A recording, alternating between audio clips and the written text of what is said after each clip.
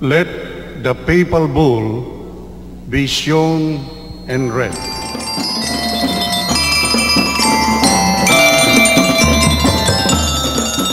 Benedictus Episcopus Servus Servorum Dei, ad perpetuam rei memoriam, cum in Philippinis prelatura territorialis libmamana isce postremimus temporibus numero clericorum operibusque ecclesialibus sati incrementi cepisset.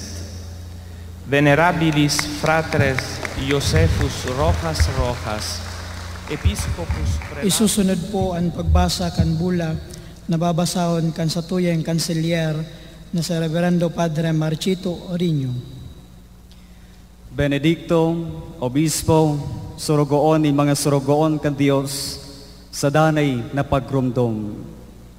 Mantang sa Pilipinas, sa prelatura teritorial kan Libanon, nagkaigwa ni maninikong pagtalubo sa pagdakol ni mga padi asin pag-uswag sa apostolado, ang venerableng tugang na si Jose Rojas, Obispo Prelado kan Libanon, kaiba na nagkauruyon ang mga obispo kang Iglesia Metropolitana kan Cáceres, siring man ang mga obispo kan Konferensya Katolika kan mga obispo sa Pilipinas, CBCP, naghagad sa Santa Sede ng mismong prelatura teritorial Palangkawon, Sarango, as in dignidad nin sarong diocese.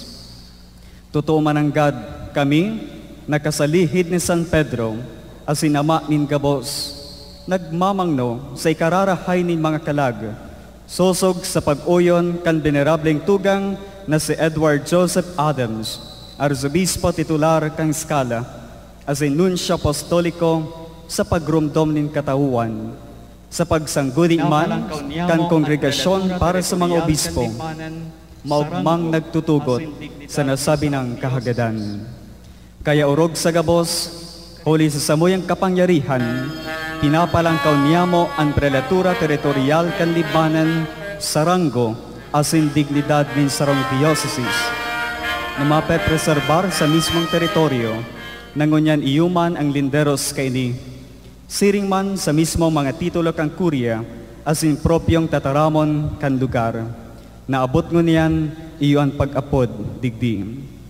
Sa bagong dioceses na ini, ginigiboming sede kon obispo, ang banwaan kan Libmanan, kaya ang dati ng simbahan digdi, na pigdedikar sa Diyos, sa kaumawan ni Santiago Apostol, pinapalangkaw miman sa rango, asin dignidad nin sarong katedral.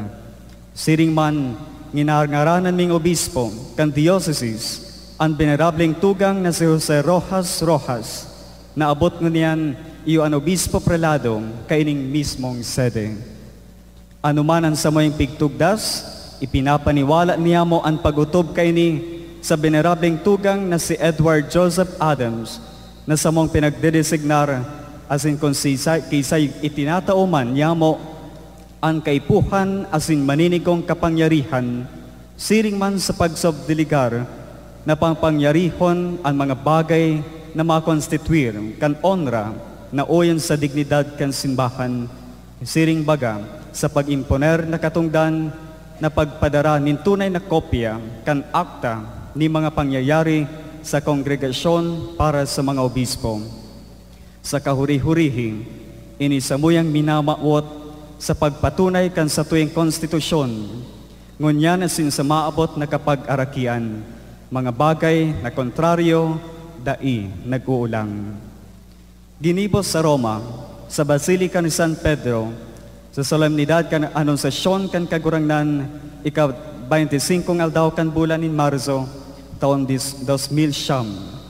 Pinirmahan, Tarcisio Cardinal Bertone, Sekretaryo kang Estado, Giovanni Cardinal Rey, tagapamahala, kongregasyon para sa mga obispo.